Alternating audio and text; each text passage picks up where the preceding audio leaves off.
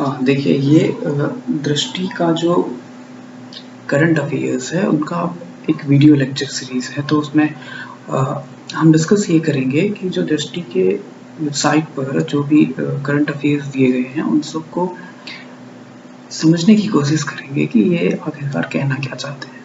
इसमें जो पहला टॉपिक है हमारा वो है आर्द्रभूमि का संरक्षण। अब आर्द्रभूमि के संरक्षण में हमें सबसे पहले ये जान लेना है कि ये आर्द्रभूमियाँ होती क्या है। तो इसमें हमें सिंपल सी चीज आपको ये समझनी है कि आर्द्रभूमि का मतलब ये होता है कि एक ऐसी भूमि जहाँ पर जल उपस्थित है। अब ये कोई झील भी हो सकती है, कोई नदी हो सकती है, कोई समुद्र हो सकता है, तो कुछ भी हो सकता है जहाँ पर जल उपस्थित हो। तो इसमें एक रिपोर्ट आई है, इसमें ये कहा गया है कि आर्द्रभूमि संरक्षण एक बिल्कुल अलग मसला है, उससे अलग मसले की तरह हमें बातचीत करनी चाहिए, इस पर उसे देखना चाहिए। तो ये जो आर्द्रभूमि संरक्षण है, तो इसके क्षेत्र में आर्द्रभूमि की रक्षा और पुनर्स्थापना के लिए एक संस्था है वेटलैंड इंटरनेशनल, जो कि एक गैर लाभकारी संस्था है, वो इस क्षेत्र में काम करती है। उस वेटलैंड इंटरनेशनल ने कुछ 5 लक्ष्य सुझाए हैं जिन्हें 2030 तक हमें हासिल कर लेना है।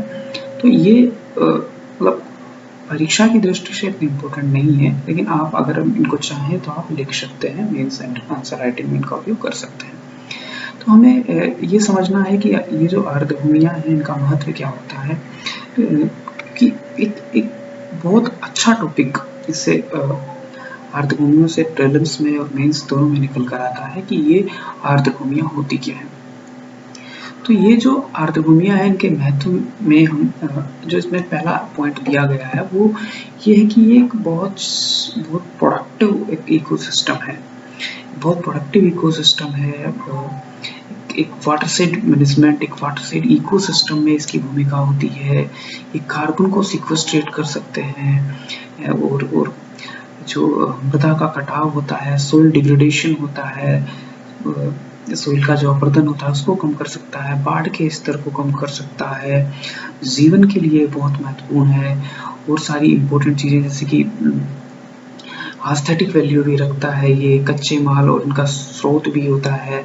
कुछ जानवर पौधे इसमें बहुत सारे, इसकी बायोडाइवर्सिटी बहुत रिच होती है, इसमें जानवर पौधे निवास करते हैं, ठीक है। तो ये सब महत्व है, ये आपको सोचने की ज़रूरत है। अब इसमें ये करंट अफेयर में लिखा हुआ है, इसको रटने की कहीं ज़रूरत नहीं है। आपको सोचना है कि किसी स्थान पर अगर कोई वेटलैंड है तो उस वेटलैंड का किस तरह से हमारे लिए उपयोग हो सकता है, ठीक है।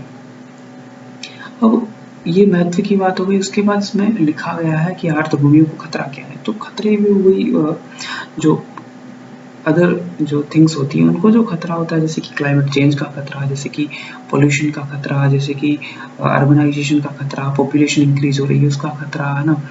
बहुत सारी चीज़ें हैं, जैसे या फिर रिसोर्सेज का ओवर यूटिलाइजेशन हो जाए या फिर ट्रेनिंग हो जाए, तो ये सारे खतरे इसमें हैं। नेक्स्ट चीज़ इसमें ये है कि भाई ठीक है, हमने महत्व देख लिए इसके, हमने खतरे देख लिए इसके, तो हमें ये समझने की कोशिश करनी है कि इस दिशा में हमने क्या प्रयास किए। तो जो हमें याद आता है कि रामसर कन्वेंशन है, उसमें रामसर साइट्स बनाए गए हैं हर देश में, उनको रामसर साइट्स को डिजिग्नेट किया गया है कि तो उससे क्या होता है कि रामसर साइट को डिजिग्नेट करने से उनको उनके प्रोटेक्शन में हेल्प मिलती है। मोट्रिक्स रिकॉर्ड बनाए गए हैं, है ना। वर्ल्ड वेटलैंड डे मनाया जाता है। राष्ट्रीय स्तर की बात अगर मैं करूँ तो राष्ट्रीय स्तर पर भी हमने आर्द्रभूमि नियम 2017 बनाए हैं, MOEFCC की कुछ कार्य योजना है, तो ये सब लिखने की चीज़ें।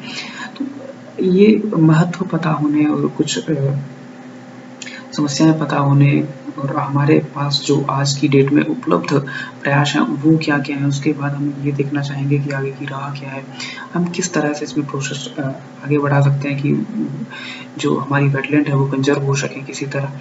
तो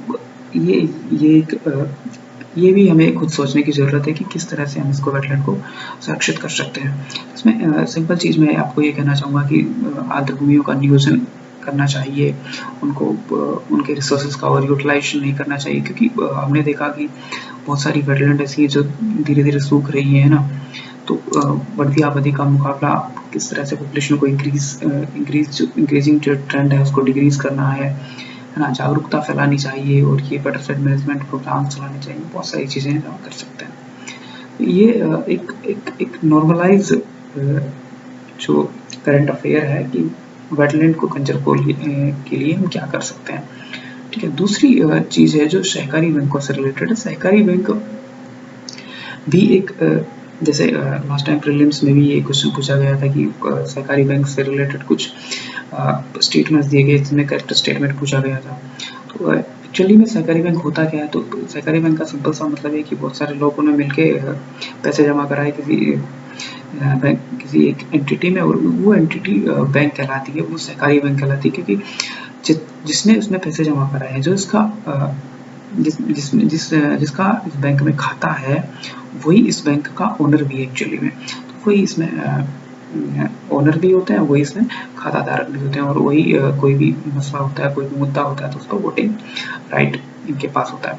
एक्चुअली में होता क्या है कि जैसे कोई भी बैंक, बड़ा बैंक है जैसे कि SBI वगैरह, जो शेड्यूल्ड कमर्शियल बैंक वगैरह हैं, तो उनमें वो एक्चुअली में शेयर मार्केट में लिस्टेड होते हैं। तो शेयर मार्केट में लिस्टेड होने के कारण उनकी जो उनमें जो वोटिंग परसेंटेज होता है अकॉर्डिंग टू देयर शेयर होता है। लेकिन ये जो सहकारी बैंक होते हैं इनमें शेयर के बेस पर नहीं होता, इनमें कोई भी बंदा कितने भी करोड़ रुपए किसी ने इन्वेस्ट कर रखे हैं, किसी ने जमा कर रखे हैं, या कोई 1000 रुपए जमा कर रखे हैं, तो उनका समान वोटिंग शेयर होता है इसमें। तो इसमें ज़रूरी जो चीज़ें हैं वो एक बार देख लेते हैं कि इसकी विशेषताएं क्या है। वही जो हमने पढ़ा कि ये ग्राहक और मालिक दोनों होता है ना, इसका लोकतांत्रिक नियंत्रण होता है कि भाई ये जो इसके लोग होते हैं जो वो आपस में डिसाइड करते हैं, आपस में वोटिंग के माध्यम से किसी को कंट्रोल सौंप देते हैं कि इस बैंक का कंट्रोल इसके पास रहेगा। ठीक है, और फ्री फाइनेंशियल इंक्लूजन भी करते हैं ये। अब ये महत्वपूर्ण जो चीज़ है हमें ये पता होना चाहिए कि ये जो सहकारी बैंक के सामने चुनौतियाँ क्या आती है। पहली जो चुनौती है वो देखो, बहुत सारी फाइनेंशियल कंपनीज या फाइनेंशियल इनोवेशन हो रही हैं, टेक्नोलॉजी अपग्रेडेशन हो रहा है, तो सहकारी बैंक वहाँ पर कम्पीट नहीं कर पा रहे हैं, है ना। दूसरी इंपॉर्टेंट चीज़ है कि अभी तक जो होता था इसमें डबल इसका कंट्रोल होता था, एक तो रजिस्ट्रार ऑफ सोसाइटी के द्वारा और एक RBI के द्वारा। लेकिन 2020 में जो था वो RBI की सीधी निगरानी में इसको ले आया गया। तो ये समस्या तो फिलहाल कुछ थोड़ा ठंडे वस्ते में मैं कह सकता हूँ कि आ गई है, या फिर मैं कहूँ कि अभी ये जो डबल कंट्रोल था वो खत्म हो गया है। तो ये मनी लॉन्ड्रिंग और भ्रष्टाचार में भी इसका मामला दिखाई देता है। तो क्योंकि मनी लॉन्ड्रिंग और बहुत सारे जो लोग होते हैं वो ये जो बैंक होता है, क्योंकि ये बैंक ऐसे बैंक होते हैं जिनमें खुद का पैसा जमा है और खुद ही हम इसके मालिक हैं, तो मनी लॉन्ड्रिंग के लिए एक बहुत सिंपल तरीका इसमें अपनाया जाता है, बहुत एक अच्छी पकड़ के रूप में देखा जाता है इसको। दूसरी एक अलग सी चीज़ ये है कि कृषि ऋण में भी गिरावट देखी गई है, क्योंकि अगर ये सहकारी बैंक है तो मतलब नॉर्मल लोग खोलेंगे। अब ये बड़े लोग जो हाई नेटवर्थ वाले इंडिविजुअल्स हैं, if they are opening account this, तो वो तो हो नहीं सकता है ना, वो शेड्यूल कमर्शियल बैंक या बड़े बैंकों में ही अपना अकाउंट खोलेंगे। तो ये नॉर्मल लोग जो थे उन्होंने अपना एक बैंक बनाया, तो उनका काम वास्तविकता में तो ये होना चाहिए कि जो छोटे लोग हैं उनको ऋण दें या फिर कृषि ऋण दें। लेकिन उस कृषि ऋण के परसेंटेज में भी गिरावट आई है, और परसेंटेज में गिरावट इतनी अच्छी खासी आई है कि 30 साल में ये जो कृषि ऋण का परसेंटेज था वो 64 से घटकर 11% हो गया है। दूसरी एक अलग से चीज़ इसमें ये भी है कि ऑडिटिंग जो है वो ठीक तरीके से नहीं हो रही है ना, गवर्नमेंट का हस्तक्षेप है इसमें, कवरेज सीमित है, बहुत सारे एरियाज ऐसे हैं जहाँ पर ये काम नहीं कर सकते। ठीक है, तो इसमें RBI ने एक कमेटी नियुक्त की थी, इसमें USB के लिए 4 स्तरीय संरचना की सुझाव दिया। उसमें Tier 1 में 100 करोड़ रुपए तक की, 1000 करोड़ रुपए तक की, Tier 2 में 10,000 करोड़ तक की, Tier 3 में 10,000 करोड़ से ज़्यादा तक के जमा राशि वाले UCB जो Tier 4 में आएंगे। अब वही आगे की राह में सिंपल सा यही आएगा कि हम किस प्रकार से हम इसको ये जो प्रॉब्लम्स हमने डिस्कस की उनको खत्म कर सकते हैं। तो सिंपल चीज़ है कि जो सरकारी नियंत्रण है उसको कम किया जाए, है ना, या फिर एक जो ऑडिटिंग प्रणाली है उसको एक बेटर वे में इम्प्लीमेंट किया जाए, या फिर जो यहाँ पर मनी लॉन्ड्रिंग वगैरह होती है उसको प्रोहिबिट किया जाए, है ना। जो सहकारिता मंत्रालय बनाया गया है वो भी एक महत्वपूर्ण कदम है इस दिशा में।